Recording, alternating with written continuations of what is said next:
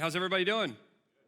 Good to see you. Glad that you're here. Everybody looks great. Nice summer tans. That's good to see. And I want to welcome those of you joining us from our campuses, as well as Ada Bible Church online. And hey, if we haven't met, my name's Aaron. I'm one of the teaching pastors here. And I'm just excited to open the scriptures with all of you today and also over the next 2 weeks. So just really looking forward to our time together, continuing this series, Dinner with Jesus.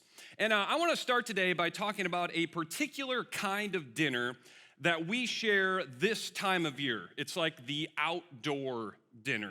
And I don't know what this looks like in your family. Maybe you have like a nice backyard set up with a patio or deck, or maybe you're like camping people, so it's hot dogs around the fire.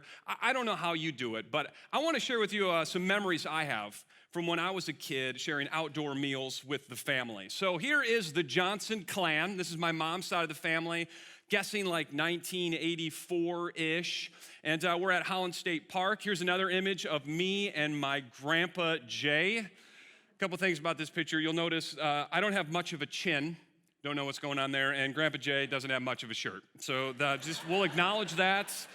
Friends, this is a sermon about digital footprint, okay? Be careful what you post to the internet. In fact, be careful of old, unflattering photographs you leave lying around because your grandkids might take them and post to Facebook, or worse, bring them to church and share them with 1,000 plus of their closest friends. No, this is not a sermon about digital footprint. We're talking about outdoor dinners. And for me, when you talk about a great, a memorable outdoor meal, there's really like 4 essential elements. And you gotta have a great host. And in my family, growing up, it was Grandpa Jay. He was a great host for outdoor meals. You gotta have a great host, and you gotta have a great setting. You know, setting makes a big difference. And I don't know if you noticed from the picture that I shared, but Holland State Park, we're there in front of that channel that runs between Lake Michigan and Lake Macatawa. You gotta have a great setting. And then you gotta have good people with you. I mean, people make or break a party, right? And for me, growing up, the Johnson clan, I mean, these people are hilarious. There's so much fun to be around. And then lastly, it's about the food, right? It's not an outdoor meal without good food. So 4 essential elements to a great outdoor meal. Now, you might be thinking, why in the world are we talking about this? I'm starting to get hungry, and you're starting to think about lunch. Well, we're going to spend some time today with this outdoor meal that Jesus experienced with his disciples. And I want to kind of get into what was going on in the world of Jesus and his disciples leading up to this meal that they experienced together. And so here's the deal. Jesus had just sent his 12 disciples out on basically a mission trip, which is interesting because this weekend here at our church, we just sent a bunch of students out on mission trips.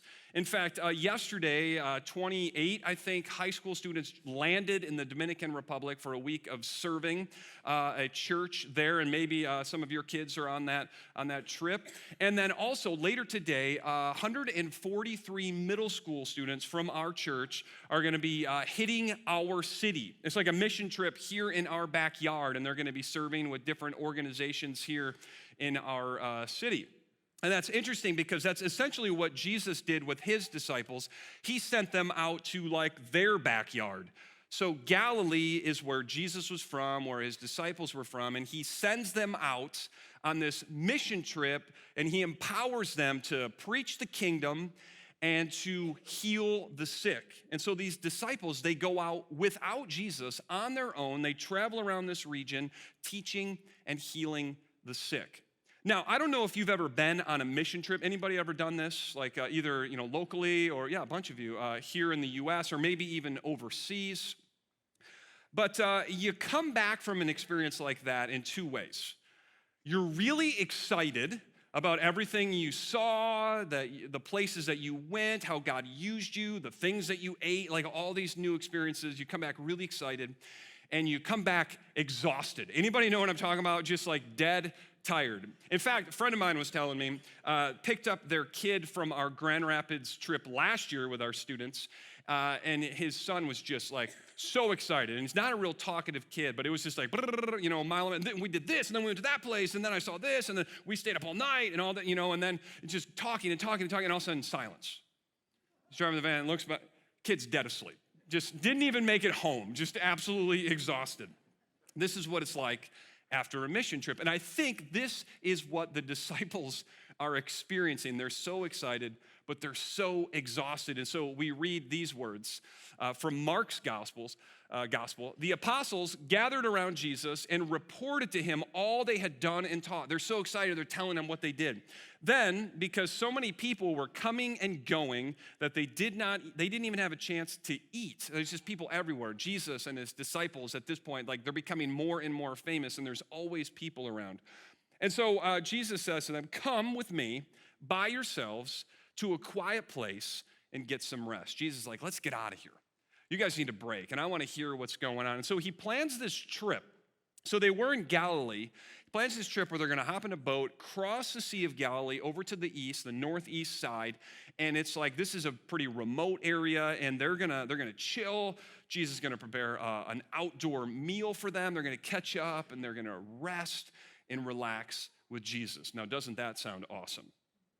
Yes, so this is the meal that we're going to be exploring with Jesus and his disciples. Now, you may be wondering, like, okay, why does this matter for us? I mean, how does this relate to my life a couple thousand years after the time of Jesus? And that's a good question. Now, here's the thing. The Gospels, all four Gospel writers, Matthew, Mark, Luke, and John, they all include this story that we're going to explore today in their Gospel, which tells me that each of them thought that this particular event was very important to understanding who Jesus was, why he came, and what he desires to do in the lives of his followers. They all included it. It gets like full coverage. In fact, you may notice that as we enter into this story today, I'm going to be jumping around from all four of the Gospels to try to create this full view of what happened in this experience. And so they all included it because they all believed it was critical to understanding who Jesus was. And I believe that this question of who Jesus is, questions and why he came and what he desires to do are critical. They're so important for our lives. But often we decide who Jesus is based on what's going on in our lives and what we need and how we feel and just kind of what's going on. We make decisions based on about who Jesus is and what he wants to do in our lives based on us. And I think all of us fall into this from time to time. And when we do this, I think it leads to trouble in our lives. It leads to us getting off track in our faith and our relationship with God. And it leads to us getting off track in our decisions and our relationships with other people as well. And so today is an opportunity to enter into this story and take a fresh look at who Jesus is, why he came, and what he desires to do in our lives. And so for some of us, this may be a day of discovering for the first time who Jesus really is. And for others of us, it may be a day to rediscover and remember who Jesus is and what he desires to do in our lives. And structure for our conversation today, as I mentioned, the four elements of a memorable outdoor meal. We're going to be talking about the host, the setting, the people, and the food of this outdoor meal. So let's jump into the first part, the host. Talking about the host. Now, I already told you that in my childhood outdoor meals with the Johnson family, Grandpa Jay was the host. And I don't know who plays host in your life. Maybe you have a neighbor or somebody in your neighborhood that just is the gatherer. You know, they just bring people together. Maybe you have somebody in your family that's like the party planner. But in our story, the host, as we've already discovered, is Jesus. So here's what happens. They went away by themselves in a boat to a solitary place. But here we go. But many who saw them leaving recognized them and ran on foot from all the towns and got there ahead of them. Imagine this. Jesus and his disciples hop in a boat. They're going across the lake, and then there's some people that want to be with Jesus so badly, they literally book it around the lake and beat them there. I mean, talk about some strong desire and intensity to be with Jesus. Now, we read, many saw them and recognize them. How many are we talking here? Like 10 people, 20, 50 people? It's like 10,000 people. So it's a huge crowd that runs around the lake to get ahead of Jesus. I mean, imagine the scene. Jesus and disciples, they're like rowing, up to the shore, and it's like, is the shore moving? What is happening? And then, oh, those are people. And just the disciples are like, no, not more people. Not after a mission trip. And Jesus is like, okay, back it up. Let's find a different beach, So Jesus is the host. And now we get to find out what kind of host he is. Because when you're a host, sometimes you have unexpected surprises. And one of those unexpected surprises is sometimes unexpected and uninvited guests. And so how does Jesus respond to this massive crowd? When Jesus landed and saw the large crowd, he had compassion on them because they were like sheep without a shepherd. I think this is important because this giant crowd is interrupting Jesus and his disciples and their plans. And instead of getting frustrated, and instead of turning the boat around, we read that Jesus had compassion on them. And for a very specific reason, because they're like sheep without a shepherd. Now, it's 2019. I don't know about you, but I'm not seeing a lot of flocks of sheep and shepherds running around West Michigan. And so this is a little foreign to us. So let's take some time and think about the ancient world and what it would be like, what the relationship between a shepherd and a sheep was like, so we can try to understand why Jesus is having compassion for this group of people. So what would a shepherd provide for a flock of sheep in the first century in Israel? Well, first off, a shepherd leads the flock, right? I don't know if you knew this, but sheep aren't the brightest animals. They don't just know where to go, and especially in ancient Israel, it's not like there were just rolling pastures everywhere. Especially in the dry season, there were only very specific places where you could find grazing and only very specific places where you could find clean water. And so the sheep were dependent on their leader, their shepherd, to guide them to the places that would bring them life. And so a shepherd would lead and guide their sheep. A shepherd knew the sheep, had a relationship with the sheep. The shepherd knew every sheep's name. I mean, if a shepherd had a flock of 100 sheep, that shepherd had named every single one of them, probably based on some kind of physical characteristic or personality trait, but he knew or she knew each one of the sheep. And the sheep knew the shepherd. I've heard that when shepherds and flocks gather in the Middle East, even today, they all gather around maybe a common well or watering hole, that when one shepherd stands up and speaks to his flock and gets moving, that only that particular shepherd's flock will follow. That's the kind of relationship between sheep and shepherds. So a shepherd leads, a shepherd knows and has a relationship, and a shepherd protects. And when you're out in the wilderness, there's wild animals. And back in the day, in the time of the Bible, there were bears and there were lions. But even today, there's jackals and hyenas and wild dogs. And so the shepherd at times has to protect the flock with weapons and equipment that the shepherd brings along with him or her. And they also have tools that they can reach down and grab a sheep that's fallen into a ravine or a crevice. And so a shepherd protects the flock. And then lastly, the shepherd cares for the sheep. I mean, if a sheep gets sick, if a sheep has a fall and gets injured, the shepherd cares for that sheep, binds up the wounds, provides medicine for illnesses. And so these are the ways that a shepherd leads and cares for and protects a flock. And so when Jesus looks at this vast crowd who has ran on ahead so that they can beat him to the spot because they want to be with him, he has compassion because he sees a people without a leader who are lost and aimless and wandering, who have nobody to lead them to life, nobody to protect them. They're vulnerable, they're weak, and more than that, they're hurting, they're wounded, and they're in pain. And I wonder if any of these descriptions resonates with you. I wonder if it describes your last week, the last couple of weeks.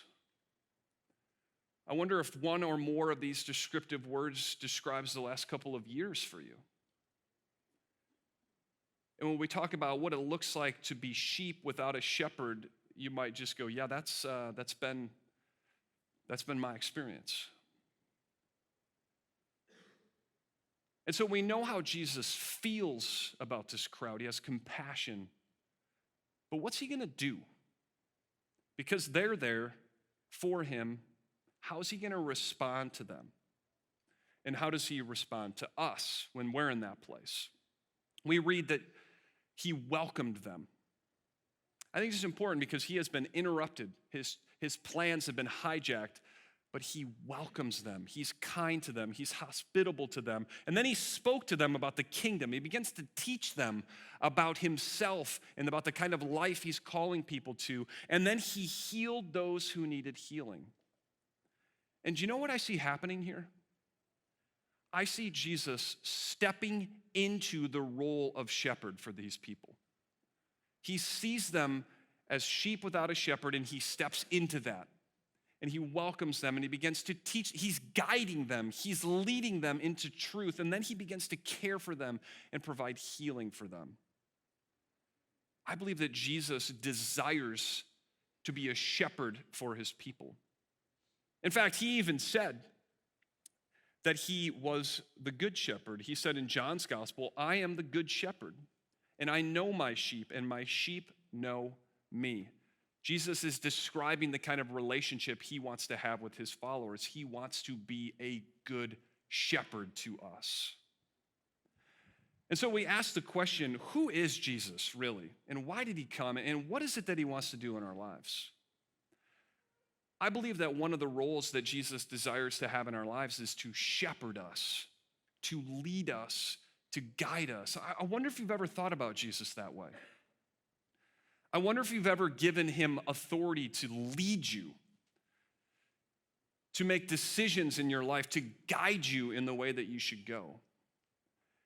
He wants to be a shepherd, and he's a good shepherd who cares and is compassionate and is kind.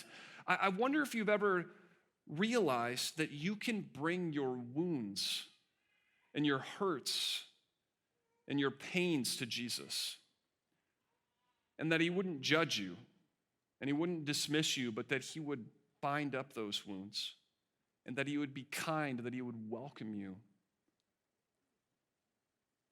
Jesus desires to be a shepherd for his people, and I wonder if you've invited him into that role in your life. So we're talking about an outdoor meal, a memorable outdoor meal. Got to have a great host. And we decided that the setting is important. So let's talk for a minute about the setting in which this outdoor meal with Jesus takes place. Well, we've already said that they traveled across the lake, the Sea of Galilee here to the northeast side, and they're near the town of Bethsaida, out just in the middle of nowhere. But there's something unique. There's something that you got to know about this area of Israel. It had a reputation.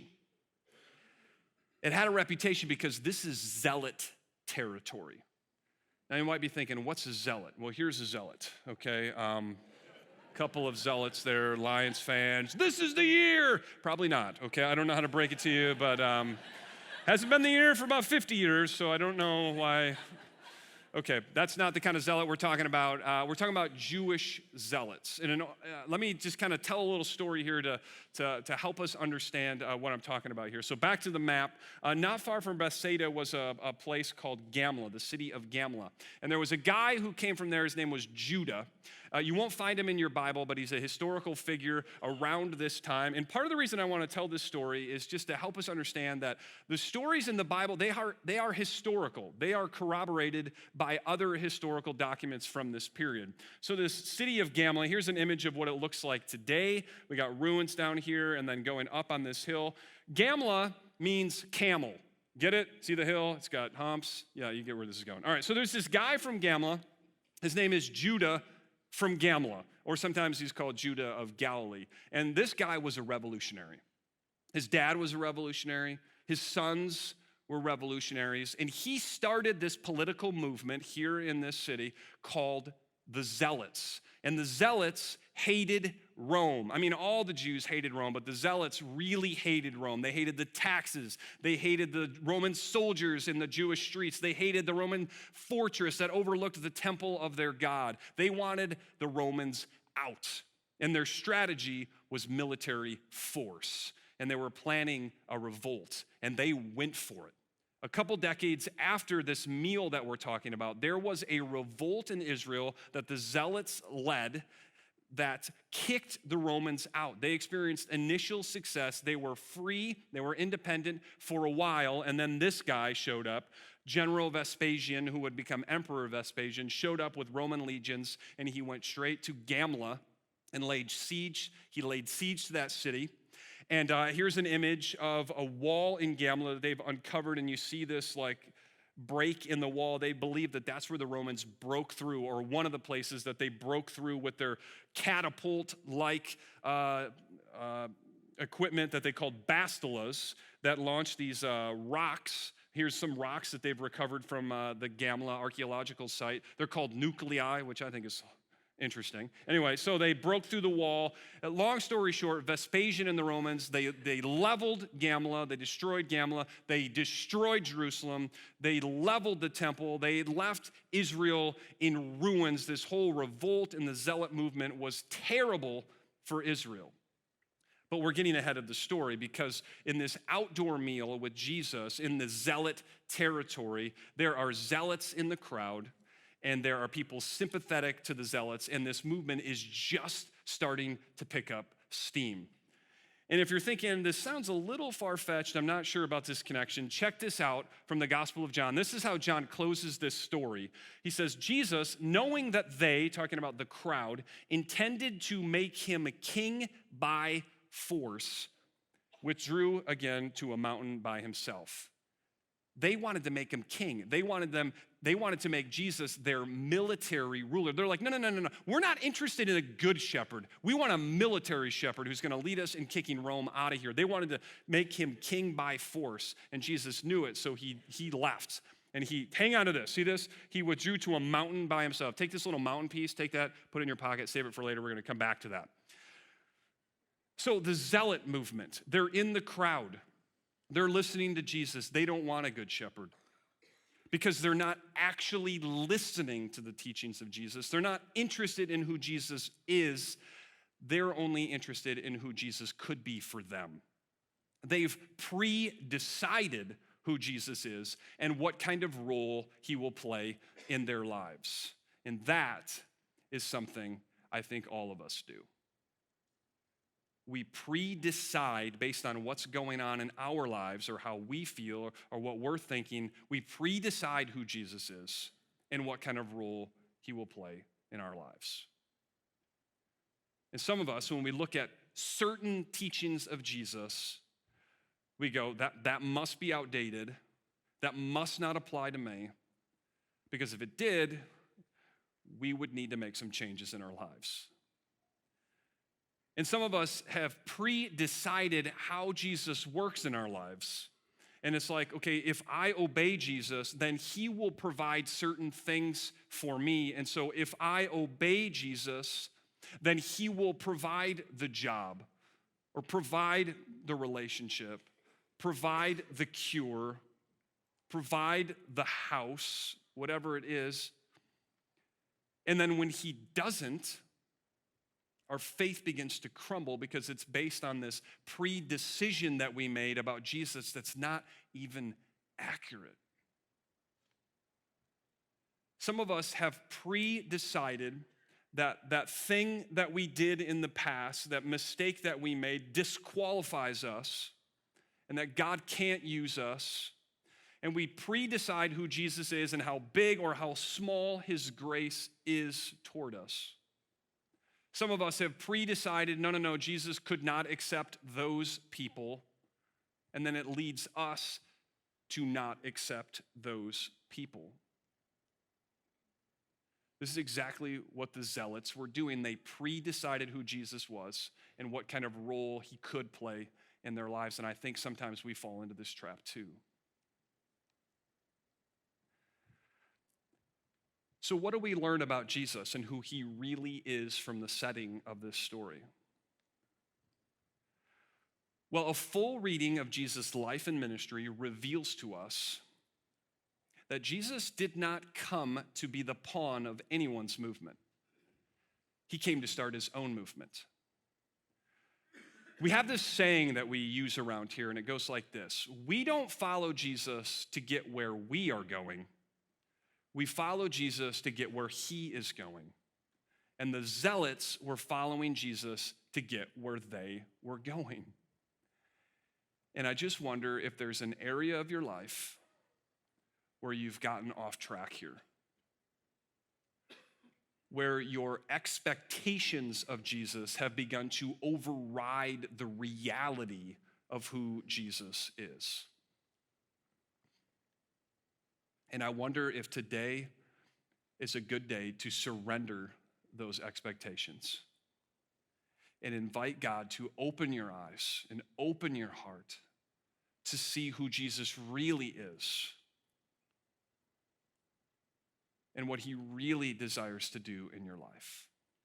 Maybe today is a good day to surrender those false expectations.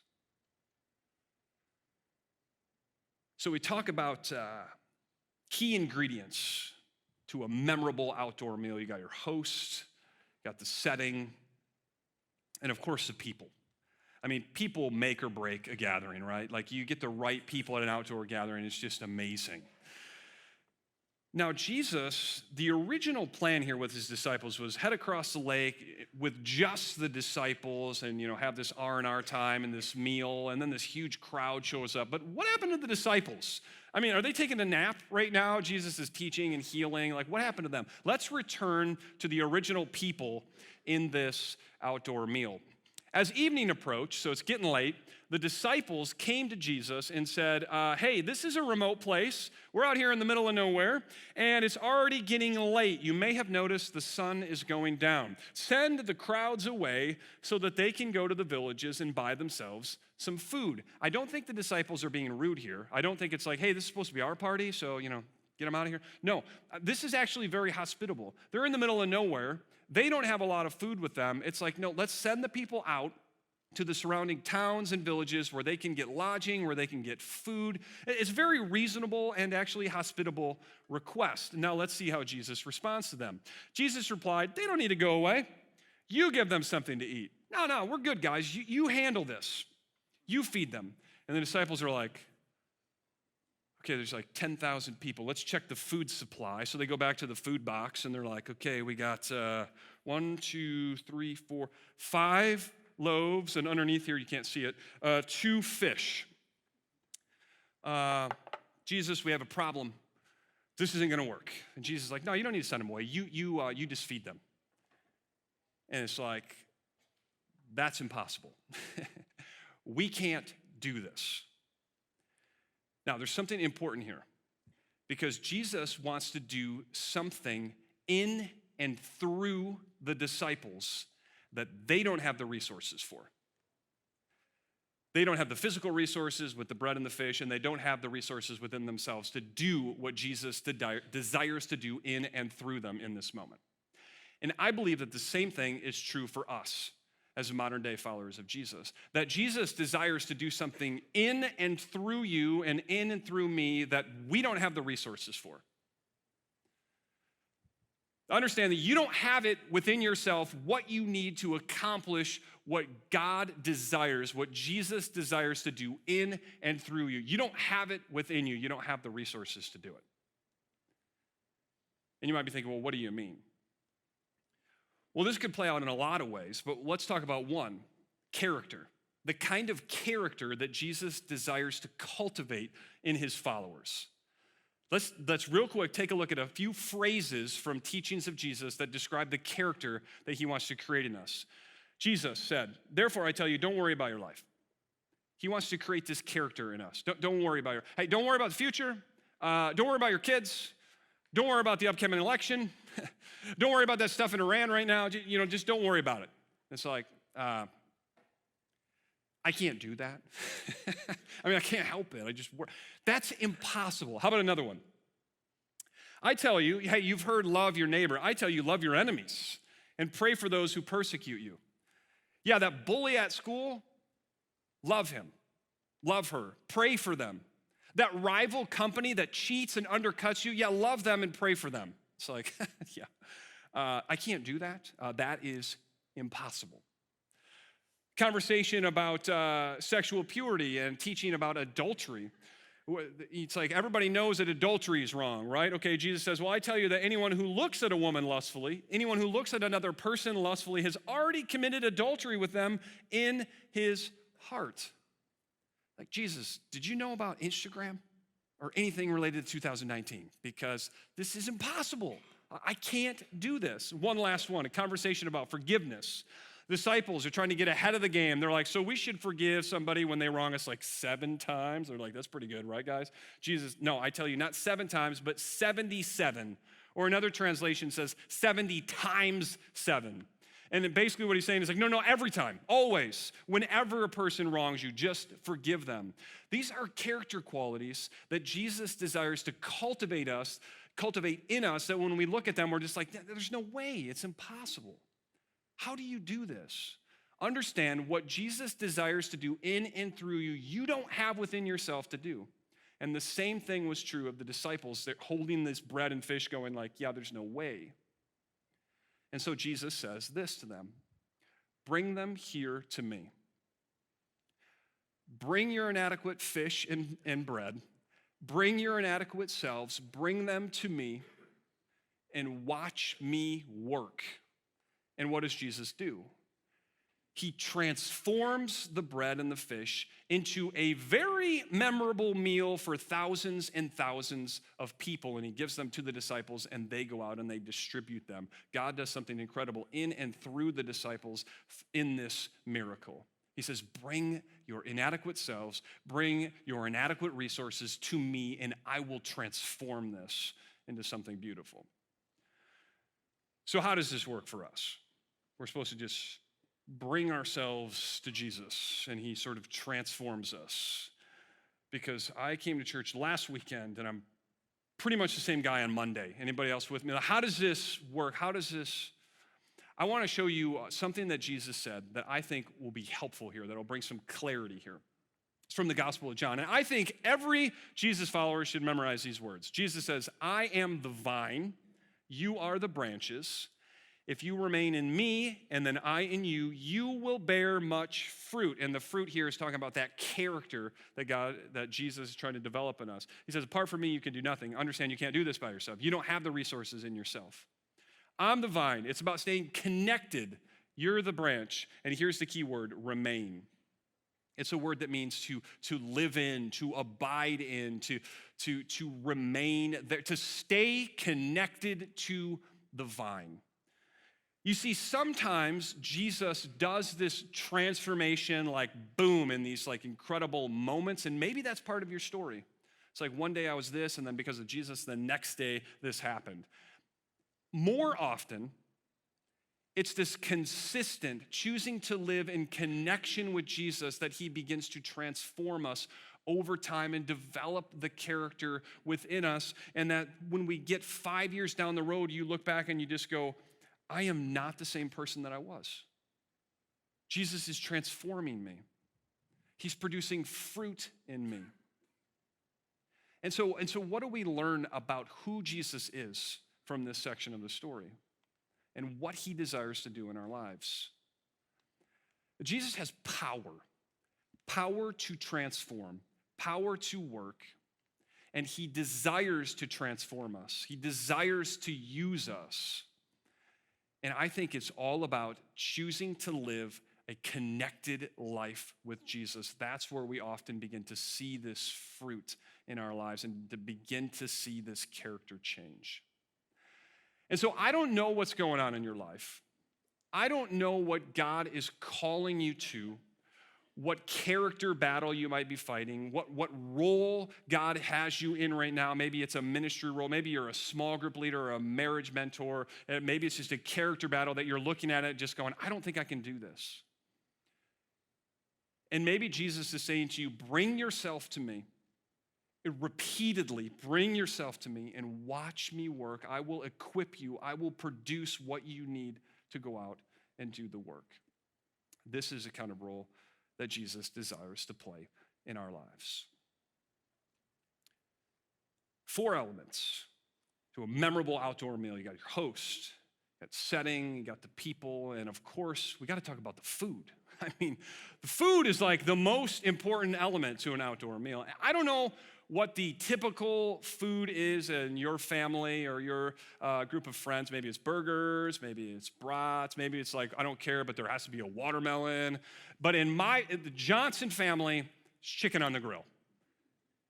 Grandpa Jay's secret recipe, chicken on the grill. Don't ask me to tell you what the recipe is. I cannot tell you. I've been sworn to say, don't ask. Okay, fine, I'll tell you what the recipe is. What you do is you take a small saucepan and you take a full stick of butter, you put it in there. Then you take apple cider vinegar, you pour it in the saucepan till it's halfway up the stick of butter, salt, pepper, heat it up so it's all melted, and then you brush it on the chicken while you cook it. And I'm telling you, it's incredible. Please don't tell my mom or anybody else from the Johnson family that I gave away the family recipe.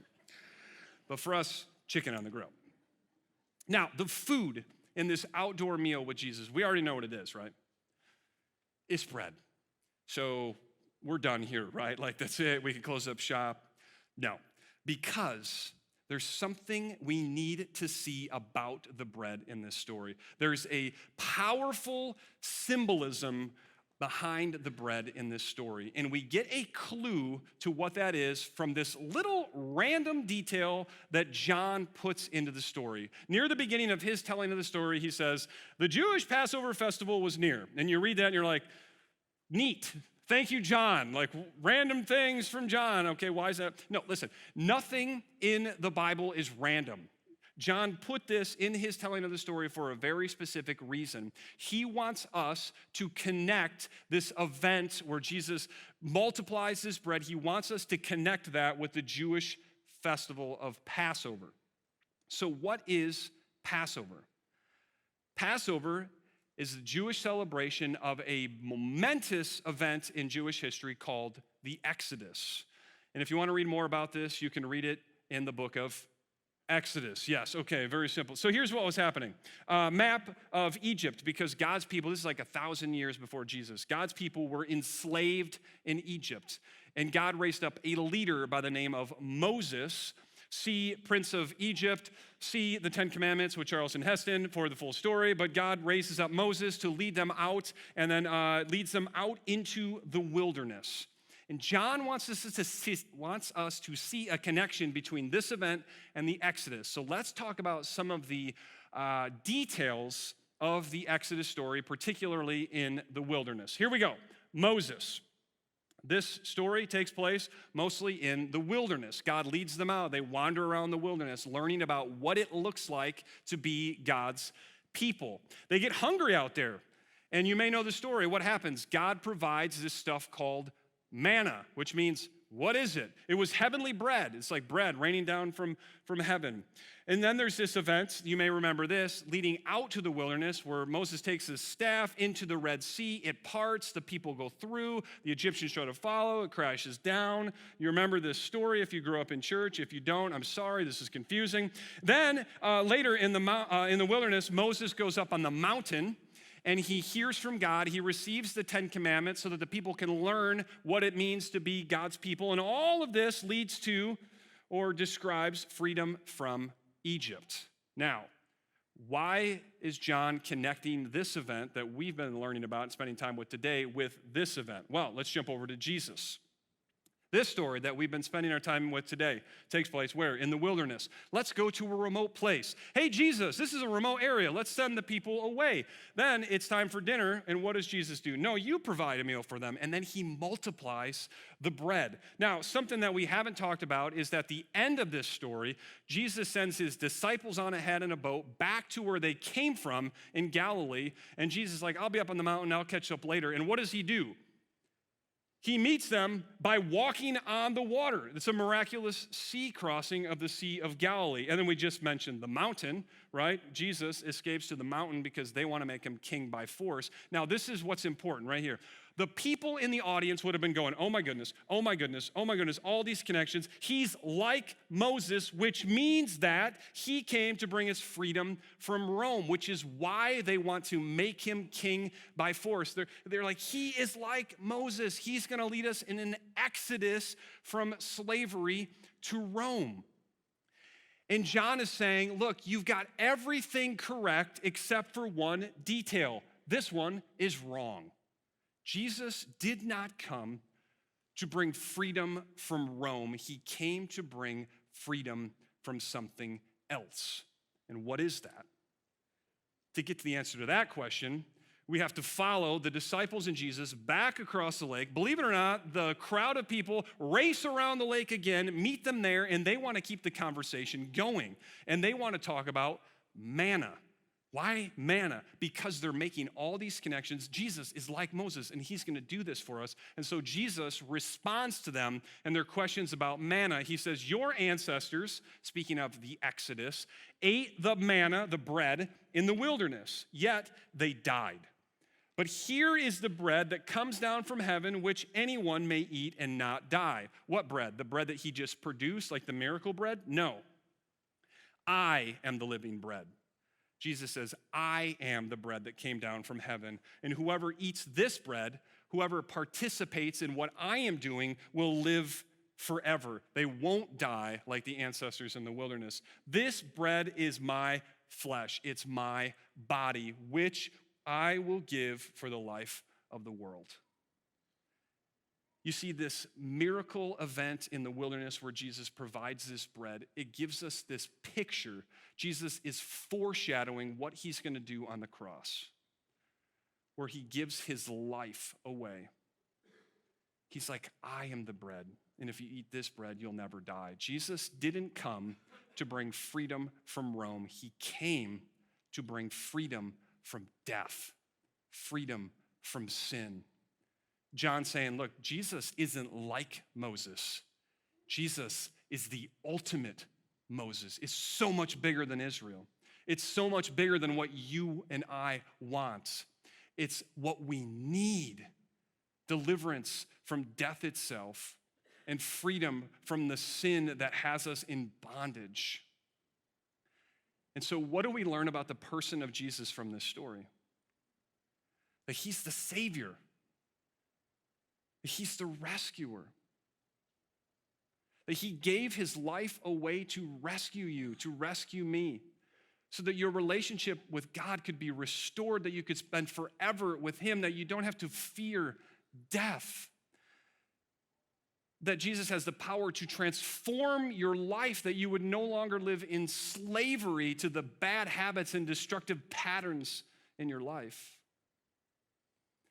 And that he wants to shepherd you, lead you, and guide you in the ways of life and care for you and protect you. This is who Jesus really is and what he really desires to do in your life. And I wonder if you've responded to him. I wonder if you've accepted that gift of his death and resurrection. I wonder if you've given him leadership of your life. Jesus, guide me, lead me. And I wonder if you've brought your wounded past to him and asked him to bind you up and care for you. Because today is a great day to make that decision. And as we wrap up our service today, we have an opportunity to remember, because we're going to celebrate communion together. There's this interesting connection that I want to show you. But before I do that, I want to invite our auditorium hosts forward, and I want to invite our worship teams and all of our environments back to the stage. But look at this interesting connection. We're back in zealot territory. Jesus has the bread that the disciples just gave him, and look at the words that he uses. Taking the 5 loaves and the 2 fish, looking up to heaven, he gave thanks, and then he broke them. And then he gave it to the disciples, and they distributed them to the people. Does this sound familiar? The very last meal that Jesus shared with his disciples before he went to the cross, look at the wording here. He took the bread, he gave thanks, he broke it, and he gave it to them, saying, "This is my body given for you. Do this in remembrance of me. I am the bread of life. I am the living bread. Whoever eats this bread will never die." And he tells his disciples, whenever you do this, whenever you eat this bread, remember me in the sacrifice I'm going to make for you. And so right now we have an opportunity to remember what Jesus did for us. And if you're here today and maybe you're like new to Ada and you're going like, "Ooh, I don't know, is this for me? I don't know the rules at Ada." Let me just provide a little clarity here. If you've made a decision to follow Jesus, if you've accepted his gift of what he did on the cross, if you've given him leadership of your life, we invite you to participate with us, even if this is your first time at Ada Bible Church. And if you're just in a place where you're kind of exploring faith and trying to figure out who you believe Jesus is and why he matters, I invite you to take a pass. And I just invite you to take this time to reflect on the teaching today. I would even challenge you to pray and ask God to reveal himself to you, because I believe that he will. Over the next couple weeks, months, I believe that he will reveal himself to you. And so as the trays pass, go ahead and take some bread and some juice, and we're going to sing a song together. The worship team's going to lead us.